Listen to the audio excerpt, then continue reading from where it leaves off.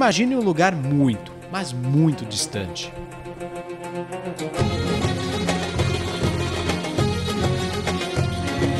Com costumes, cultura e a língua totalmente diferente da nossa. Estamos falando do Catar, um pequeno país localizado no Oriente Médio. Lá, um dedicado cubatense, o Frank Dumont, está empenhado em ensinar a arte do jiu-jitsu ao exército desse país de costumes tão distintos. E depois de um ano lá no Oriente Médio, o Frank está de volta onde tudo começou, aqui no Centro Esportivo Romeirão, nessa sala, aqui ó, sala do tatame, junto com os amigos do jiu-jitsu. Mas até chegar a esse patamar, Frank passou por muitas dificuldades e batalhou muito para chegar a tal nível. Assim, a minha história, né, minha infância foi bem difícil, assim, eu nasci na Vila São José e a minha infância foi bem difícil, eu não tive pais. E até os 12 anos eu morei na Vila São José, depois eu vim morar na Vila Nova com os meus tios, que foram os meus pais, assim, os meus anjos da guarda, que cuidaram de mim, que sempre me incentivaram, assim, meus tios a estar no esporte, a correr atrás, a ser melhor. Até eu pegar minha faixa preta, da branca à preta foram 11 anos, né? 11 anos, onde eu fui 2 vezes campeão mundial, fui várias vezes campeão brasileiro. E depois disso tudo, dessa história toda, depois que eu peguei a faixa preta, começou esse processo seletivo, né, que o Exército abriu, o Exército do Catar abriu, onde haviam vários requisitos. Ser um atleta faixa preta de nível mundial, ter fluência em inglês e falar bem, e ter diversas outras exigências que eles precisavam para que a pessoa pudesse aplicar para a vaga, né? E não foi fácil, foi assim, mais ou menos um ano de testes, entrevistas. Só que no final deu tudo certo, graças a Deus eu consegui a vaga e hoje estou trabalhando no Exército do Catar, lá como coach deles. Na região, tropas de elite do exército de países como Irã e Israel utilizam as lutas marciais como forma de treino e até combate. O exército do Iraque também é um exército bom, só que eles têm professores de Krav Maga. Né? O Exército do Catar é o primeiro exército que leva o jiu-jitsu, traz o jiu-jitsu brasileiro para ensinar para os oficiais, para os soldados. Então é o primeiro exército que trouxe o jiu-jitsu brasileiro para ser implantado no exército. E o Frank está se acostumando a esse novo país e já arrisca um árabe. Não, a língua local é a árabe, né? Mas no inglês lá a gente consegue falar inglês com eles, porque eles também falam inglês, é a segunda língua deles.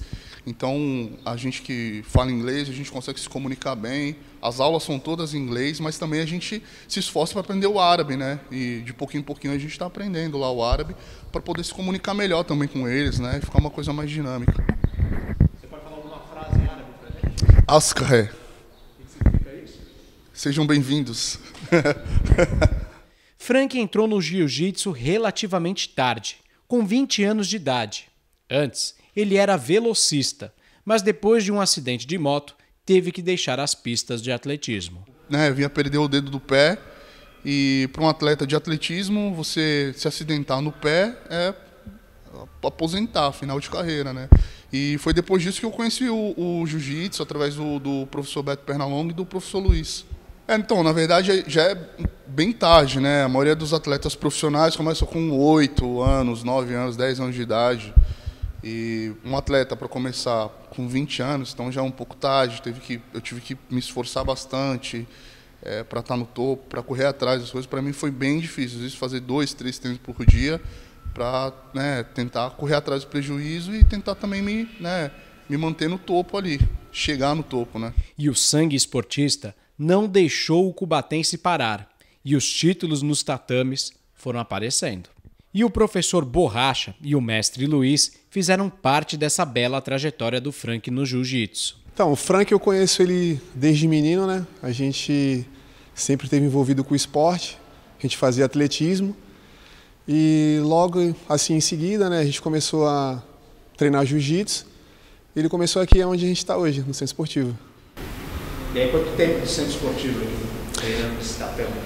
Então, a gente iniciou um projeto aqui, junto com o Beto Pernalonga, em 2007.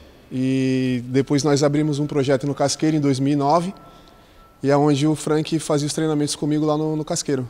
O Frank, assim, você pegando um histórico de uma pessoa que já tem o costume de praticar uma atividade, e ainda mais competitiva, que ele sempre participou, ele aprendeu bem rápido.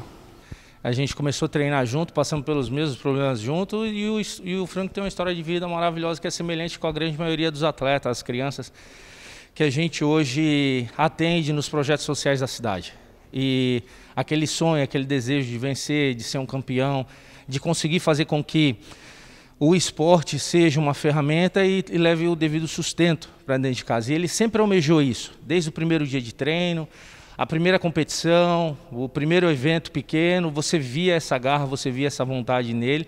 E ele acabou sendo um aditivo para muitos outros atletas também, para muitas crianças que frequentavam. E, claro, né, com os próprios amigos do dia a dia. Então, final de semana sim, final de semana não, ele estava competindo. Ele aí acabava levando outros atletas juntos, motivava outras pessoas para poderem estar fazendo parte disso. E hoje ele abre essa porta, dá esse leque para cada criança, para cada adolescente, até para alguns adultos, em poder viver e sonhar através do jiu-jitsu. E essa bela história, o Frank não quer apenas mostrar, mas também compartilhar e incentivar a todos de que com esforço e muita garra, tudo é possível.